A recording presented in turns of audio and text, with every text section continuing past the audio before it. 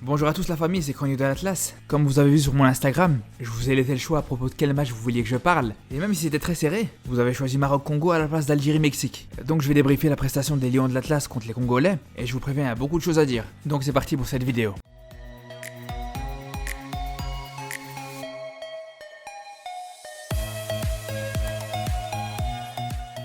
Quand on voit le jeu proposé par le Maroc dans ce match, je vais pas vous mentir, mais les inquiétudes que j'avais par rapport à cette équipe, elles vont avoir du mal à disparaître. D'ailleurs, comme je vous ai dit dans ma dernière vidéo, c'est pas une victoire 3-1 contre un Sénégal amoindri qui va me faire fanfaronner et me rassurer par rapport au niveau des Lions de l'Atlas. De toute façon, c'est simple. La plupart du jeu offensif du Maroc est basé sur une seule chose, quasiment, c'est le jeu dans la profondeur pour trouver Hakimi et sa vitesse. On a même vu Mounir, le gardien, qui essayait de trouver le joueur de l'Inter quand il avait le ballon au pied. C'est pour vous dire à quel point c'est la priorité dans le jeu du Maroc. Après, on n'est pas surpris, c'était annoncé. Vaïd l'avait dit dans la conférence de presse avant le match du Sénégal. Il a bien dit que s'il a décidé de faire jouer Hakimi plus haut sur le terrain, c'est pour le trouver un maximum avec des ballons dans sa course. Et pour le coup, je dis pas que c'est forcément une mauvaise chose. D'ailleurs, le premier but du Maroc contre le Sénégal, il est venu comme ça. Mais je vais pas vous mentir, moi je pense que ça peut poser beaucoup de problèmes dans les matchs officiels. Parce que quand les Lions de l'Atlas vont jouer contre des équipes qui jouent à 11 derrière, comme on a souvent l'habitude de le voir dans les matchs du Maroc, d'ailleurs le fameux match Maroc-Bénin c'est un bon exemple à ce sujet-là. Et justement dans ce genre de match, la vitesse de Hakimi elle servira absolument à rien contre une équipe qui joue dans un bloc bas. Et c'est là où j'ai des grosses inquiétudes. Parce que quand tu joues contre une équipe qui est regroupée derrière, il faut pas des joueurs rapides, mais des joueurs très techniques, qui savent bien éliminer pour s'introduire dans le bloc adverse. Et pour le coup, Hakimi ça a beau être un joueur incroyable, mais faire la différence sur des petits espaces, c'est pas sa spécialité. Mais justement, le problème c'est que ce genre de joueur, il y en a pas beaucoup avec le Maroc. Comme je vous disais justement avant le match contre le Sénégal, l'attaque du Maroc, elle manque vraiment de qualité. Et ça surtout sur le côté gauche. Après, vous allez me dire, ouais, mais il y a Selim Amala. Mais pour moi, je suis désolé, mais ce joueur, il est plus intéressant quand il joue au milieu de terrain. Parce que déjà, c'est son poste de prédilection, mais en plus, quand il joue au milieu,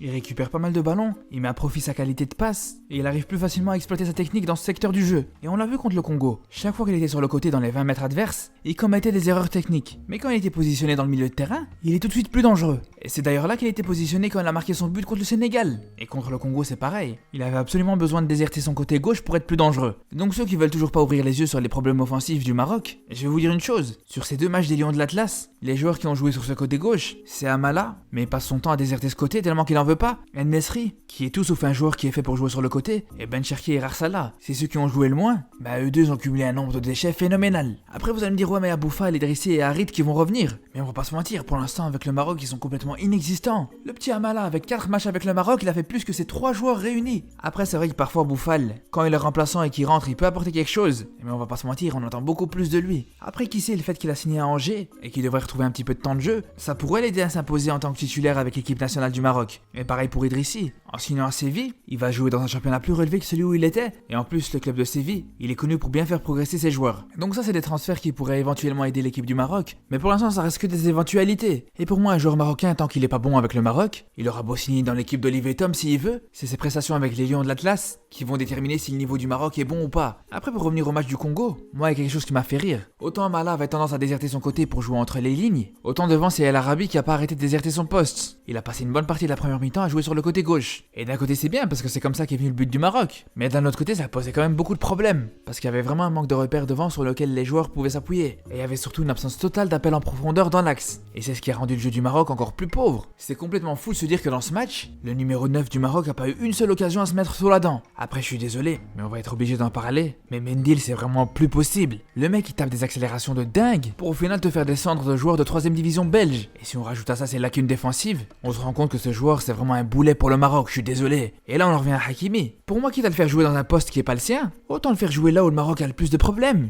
à savoir à gauche. Surtout Hakimi il a déjà fait des très bons matchs sur ce côté gauche. Et ça alors qu'il était plus jeune, qu'il avait moins d'expérience et qu'il était moins affûté physiquement. Donc maintenant qu'il a évolué et qu'il est encore plus complet, par définition il sera aussi bon voire encore meilleur qu'avant à ce poste. Mais de toute façon dans tous les cas, on sait que ça pourra pas être pire que Mendil. De toute façon je pense qu'en tant qu'ailier droit on peut compter sur Ziyech, parce qu'il y a de plus en plus de joueurs marocains intéressants qui peuvent occuper le milieu de terrain. Et ça que ce soit Amala, Barkok ou Tarabt. C'est pour ça que Ziyech pourra être plus utile à droite, et même Mounir s'il règle ses problèmes administratifs pour jouer avec le Maroc. Bref, il peut y avoir des solutions sur le côté droit, mais je suis désolé mais l'urgence ça reste au poste de latéral gauche. Mais ça on va en reparler bientôt. Par contre j'ai parlé de Barkok dans le milieu de terrain qui a été une vraie satisfaction pour moi, mais Sami Maé en défense centrale aussi il a montré des belles choses. En plus d'avoir un gabarit intéressant pour le football africain, il sait aussi se montrer très propre, autant défensivement que balle au pied. J'aime bien son calme quand il a le ballon, même s'il a commis une grosse erreur qui aurait pu coûter très cher. Mais sincèrement à côté de toutes les bonnes choses qu'il a fait, malgré son manque d'expérience en équipe nationale, je pense que ça reste anecdotique. Enfin voilà, j'espère que vous avez aimé cette vidéo, je vous dis à très bientôt, mais en attendant prenez soin de vous.